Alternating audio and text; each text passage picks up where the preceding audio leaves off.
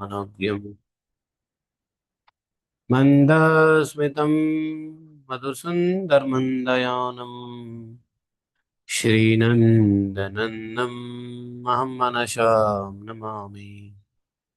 मञ्जीरनुपुररत्नकाञ्चि श्रीहारकेसरी नखप्रतयत्नसङ्गम् दृष्ट्यार्तिहारिं शिवेन्दुविराजमानम् वन्दे कलिन्दतनुजातटवालकेलिम् पूर्णेन्दुसुन्दरमुखोपरिकुञ्चिताग्राः केशानवीनघननीलनिभः स्फुरन्तः राजन्तानतशिरः कुमुदस्य यस्य नन्दात्मजाय सबलाय नमो नमस्ते। नंदनंदन भगवान श्री कृष्ण की जय। तो 29वां अध्याय में प्रद्युम्न जी हिरण्यमय वर्ष पर विजय प्राप्त करने को गए। नारद उवाच। नारद जी बोले, प्रद्युम्नो अथ महाबाहु जित्वा राजपुरान् कुरून् हिरण्यमयं नाम खंडम जेतुं कारणी जगामः यत्र सीमा गिरिदीर्घ स्रोतो नाम स्फुरद्युतिः तत्र कुर्मो हरिः साक्षात् यमात् यस्य देशिकः। नारद जी बोले, राजन, महाबाहु श्री कृष्ण कुमार प्रद्युम्न उत्तर कुरु वर्ष पर विजय प्राप्त करके पहुंचे अब हिरण्यमय नामक वर्ष को जीतने के लिए, जहां श्रोत का नाम विशाल एवं दीप्तिमान सीमा पर्वत शोभा पाता है, श्रुत श्रुत नाम का। और वहां कुर्म अवतारधारी साक्षात भगवान श्री हरि विराजते हैं। और अरे हाँ ठीक है, आज यही पढ़ना था ना। हाँ, तो वहां पर कौन रहते हैं?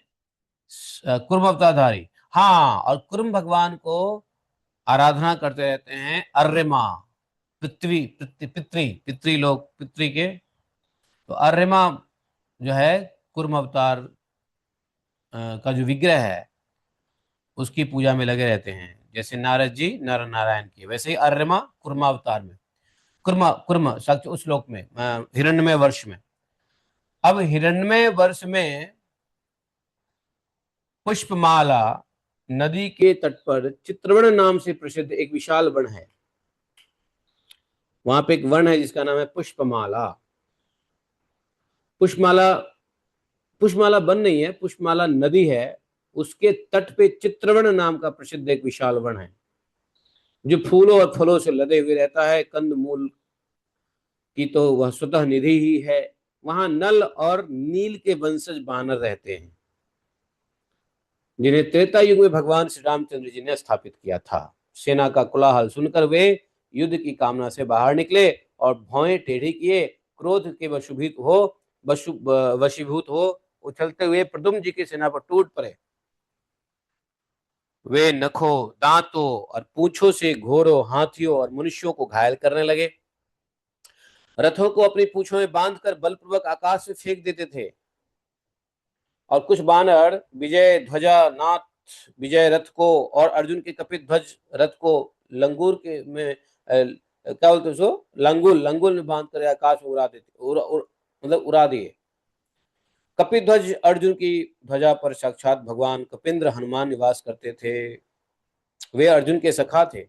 उन्होंने कुपित हो संपूर्ण दिशाओं में अपनी पूंछ घुमाकर उन आक्रमणकारी बानरों को बांध बांध कर पृथ्वी पर पटकना प्रारंभ किया।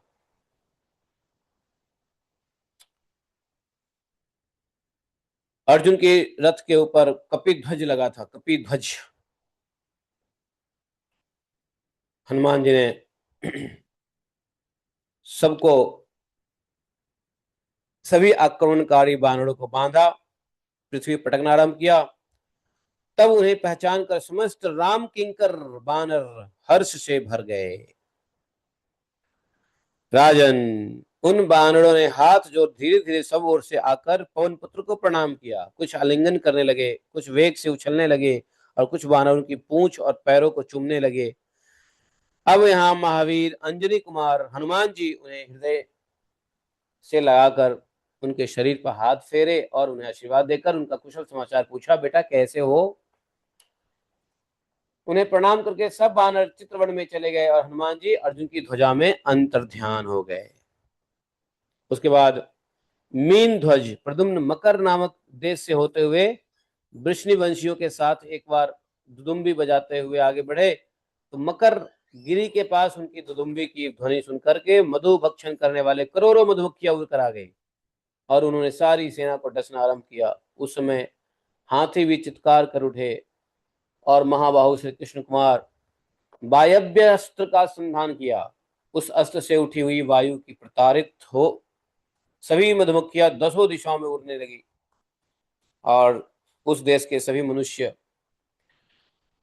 के मुख मगर से थे मनुष्य, लेकिन मुख जो था उसका मगर जैसा था। उसके बाद आगे बढ़े, डिंडिव देश आए जहां हाथियों के समान मुख वाले लोग दिखाई देते थे। इस प्रकार अनेक देशों का दर्शन करते हुए श्री कृष्ण कुमार त्रिशृंग देश में गए। वहां भी उन्होंने श्रृंगधारी मनुष्य देखे। श्रृंगधारी श्रृंगरी श्रृंगरी के पास सोना स्वर्ण चर्चिका नाम की नगरी थी। उसमें सोने के महल बने हुए थे। वह दिव्यपुरी रत्न निर्मित परकोटों से बहुत ही अच्छा सुशोभित लगता था। मंगल की निवास भूता वह नगरी चंद्रकांता नदी के तट पर विराजमान थी। राजन, जैसे इंद्र अमरावती पुरी में प्रवेश करते हैं उसी प्रकार प्रद्युम्न ने उस पुरी में पदार्पण किया। जैसे नागों और नाग कन्याओं से भोगवती पुरी की शोभा होती है उसी प्रकार विद्युत सी दीप्ति वाले सुवर्ण सदृश सोने जैसा गौरवर्ण के स्त्री पुरुषों से वह स्वर्ण चर्चिका नगरी सुशोभित थी। वहां के बलवान राजा महावीर देवसख नाम से प्रसिद्ध थे। उन्होंने मेरे मुंह से यादव सेना के बल का वृत्तांत सुना। नारद जी से सुन चुके थे। सुनकर भेंट और सोने का सामग्री लेकर के प्रद्युम्न जी का पूजा किया। और प्रद्युम्न जी ने पूछा, आप सब लोगों की शोभा चंद्रमा के समान कैसे है, यह मुझे शीघ्र बताइए। वहां पे स्त्री या पुरुष सब गौर वर्ण के थे और सोना क्या बोलते हैं चंद्रमा जैसा शीतल सुंदर। प्रद्युम्न जी ने पूछा कि आप लोगों का ये शोभा चंद्रमा जैसे कैसे है। तब वहां के जो राजा देवशक थे बोले कि महाराज, पितरों के स्वामी अर्यमा ने कुर्म रूपधारी भगवान लक्ष्मीपति के दोनों चरणों को जिस जल से प्रक्षालन किया उस चरणोदक से एक महानदी प्रकट हो गई। वे श्वेत पर्वत के शिखर से नीचे उतरती है। एक समय की बात है, मनु के पुत्र प्रेमदा को उनके गुरुओं ने गवों की रक्षा के लिए जिम्मेदारी दिया था, सौंपा था और उन्होंने रात्रि के समय सिंह की आशंका से तलवार चलाकर बिना जाने एक कपिला गौ का वध कर दिया था। तब गुरुवर वशिष्ठ के श्राप से शुद्रत्व को प्राप्त हो गए और उनका शरीर कुष्ठ रोग से पीड़ित हो गया। तब वे तीर्थ में विचरने लगे।